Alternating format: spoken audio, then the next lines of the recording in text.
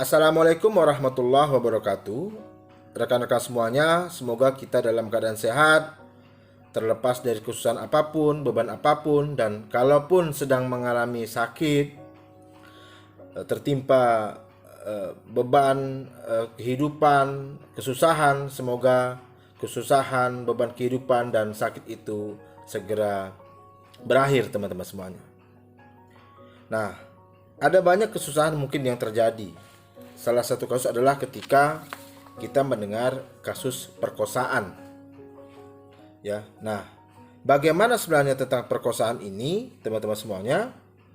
Kita bisa baca di dalam pasal 285 KUH Pidana. Disebutkan dalam pasal ini dikatakan, barang siapa dengan kekerasan atau ancaman kekerasan memaksa perempuan yang bukan istrinya bersetubuh dengan dia, dihukum karena memperkosa dengan hukuman penjara selama-lamanya 12 tahun. Yang diancam hukuman dalam pasal ini ialah dengan kekerasan atau ancaman kekerasan memaksa perempuan yang bukan istrinya untuk bersetubuh dengan dia. Dalam KUH Pidana yang kemudian dijelaskan oleh Bapak R. Susilo, disebutkan pembuat undang-undang ternyata menganggap tidak perlu untuk menentukan hukuman bagi perempuan yang memaksa untuk bersetubuh. Bukanlah semata-mata oleh karena paksaan oleh seorang perempuan terhadap laki-laki itu dipandang tidak mungkin. Akan tetapi justru karena perbuatan itu bagi laki-laki dipandang tidak mengakibatkan sesuatu yang buruk atau yang merugikan. Bukanlah seorang perempuan ada bahaya untuk melahirkan anak oleh karena itu. Seorang perempuan yang dipaksa demikian rupa sehingga akhirnya tak dapat melawan lagi dan terpaksa melakukan persetubuhan itu masuk pula dalam pasal ini. Ya. Nanti bisa dilihat di dalam bukunya, di situ dikatakan persetubuhan harus benar-benar dilakukan. Apabila tidak, mungkin dapat dikenakan pasal 289 yang mengatakan tentang perbuatan cabul. Jadi, pasal 285 mengatur tentang pemerkosaan, pasal 289 itu mengatur masalah pencabulan. Nah, bagaimana pencabulan? Barang siapa dengan kekerasan atau ancaman kekerasan memaksa seseorang melakukan atau membiarkan dilakukan pada dirinya perbuatan cabul, dihukum karena merusak kesopanan dengan hukuman penjara selama-lamanya 9 tahun. Yang dimaksud dengan perbuatan cabul ialah segala perbuatan yang melanggar kesusilaan atau perbuatan keji yang semua itu dalam lingkungan nafsu birahi kelamin. Misalnya cium-ciuman, meraba anggota kemaluan, dan sebagainya. Lalu bagaimana dengan kasus yang saya akan bahas hari ini? Kasus ini dimuat di dalam majalah Hukum Varia Peradilan tahun kedua nomor 24 yang terbit pada bulan September 1987 dengan judul Perkosaan, putusan pidana yang dipertimbangkan dengan secara tidak sempurna sebenarnya ya. Kasus posisi ini berawal ketika seorang laki-laki yang kemudian menjadi terdakwa di dalam persidangan di pengadilan negeri oleh jaksa penuntut umum telah didakwa melakukan perbuatan pidana berupa dengan kekerasan atau ancaman kekerasan memaksa seorang wanita ya yang bukan istrinya bersetubuh dengan dia, yaitu terdakwa. Itu kemudian diancam dengan pasal 285 KUH Pidana. Jaksa penuntut umum dalam rekuisitoirnya menuntut agar terdakwa dinyatakan bersalah melakukan perbuatan kejahatan seperti yang diatur dan diancam pidana dalam pasal 285 KUH Pidana, yaitu perbuatan perkosaan. Dan hendaknya dijatuhi pidana penjara selama 2 tahun dipotong selama dalam tahanan. Pada pengadilan negeri, putusannya adalah terhadap kasus tersebut, ya, pengadilan negeri telah mengadilinya dengan menyatakan bahwa kesalahan terdakwa atas kejahatan yang didakwakan kepadanya itu tidak terbukti dengan secara sah dan meyakinkan, sehingga terdakwa harus dibebaskan dari segala dakwaan, atau istilahnya fisprah. Yang menjadi pertimbangan hukum atas putusan tersebut pada pokoknya adalah sebagai berikut: bahwa terdakwa telah terbukti bersetubuh dengan saksi korban, bahwa keterangan saksi korban yang menyatakan bahwa mulutnya dan matanya ditutup dengan kain oleh terdakwa dan dipaksa untuk bersetubuh dengan terdakwa telah dibantah oleh terdakwa dan tidak ditunjang oleh saksi-saksi lainnya.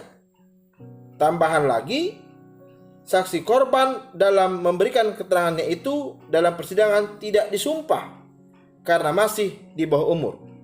Jadi korban ini adalah wanita yang masih di bawah umur, dan pada saat dia menjadi korban, menurut korban, mata dan mulutnya ditutup kain oleh terdakwa dan kemudian dipaksa untuk bersetubuh.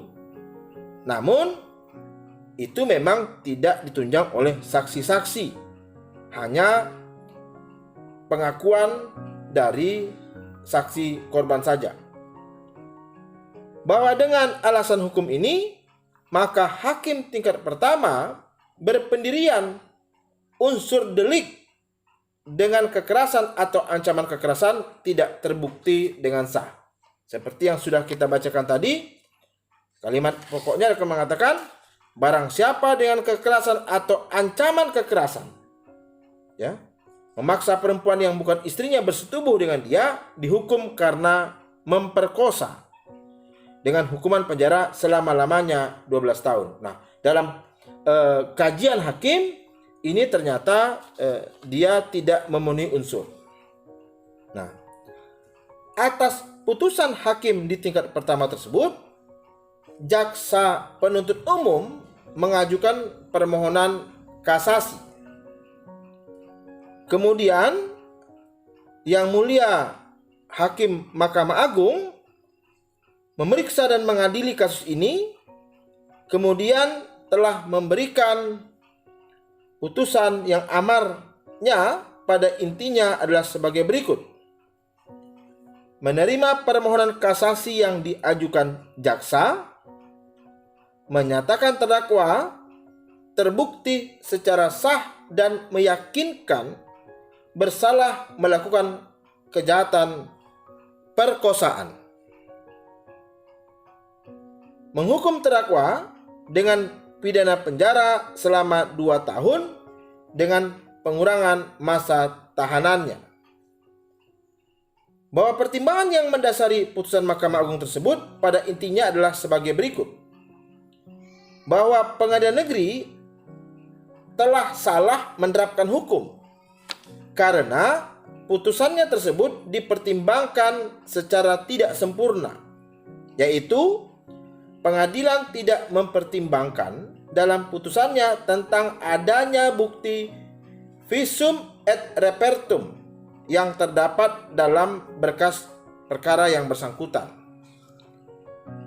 Bahwa dengan mengambil alih pertimbangan hakim pertama yang dianggap sudah tepat tentang terbuktinya fakta bahwa terdakwa telah bersetubuh dengan saksi korban, yaitu nona yang masih di bawah umur tersebut, ya, akhirnya kemudian ditambah lagi dengan adanya visum et repertum, maka hakim di majelis tingkat Mahkamah Agung seperti diuraikan tadi kemudian menyatakan bahwa sebenarnya terdakwa terbukti secara sah dan meyakinkan bersalah melakukan kejahatan perkosaan.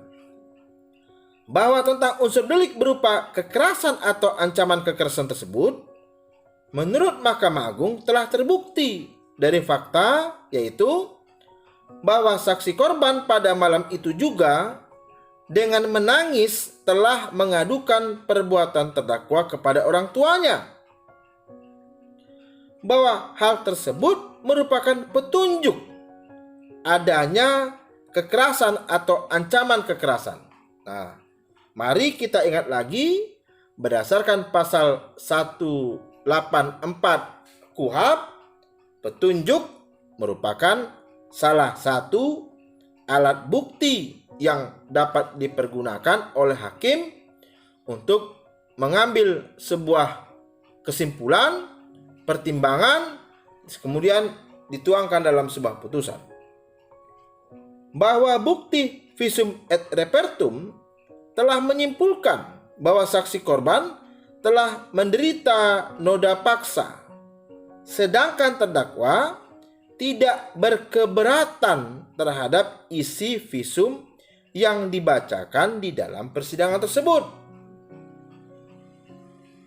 Bahwa adanya keterangan saksi korban sendiri.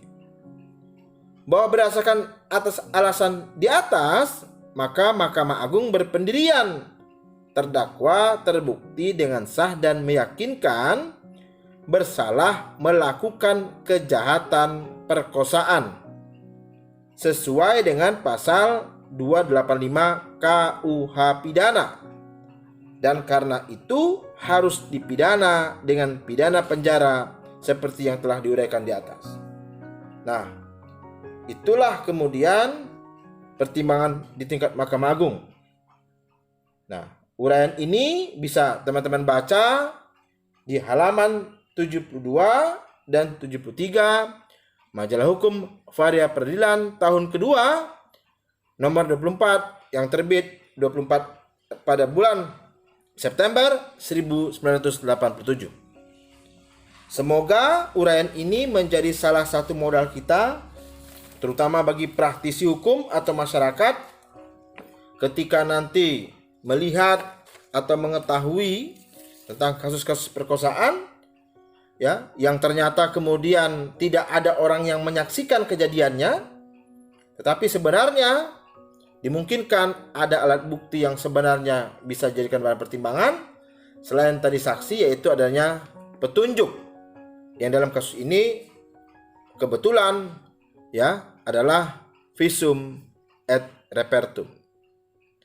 Salam hormat dari saya, semoga kita semua selalu dilindungi oleh Yang Kuasa, semoga kita sukses dalam segala bidang sesuai dengan minat masing-masing. Terima kasih. Assalamualaikum warahmatullahi wabarakatuh.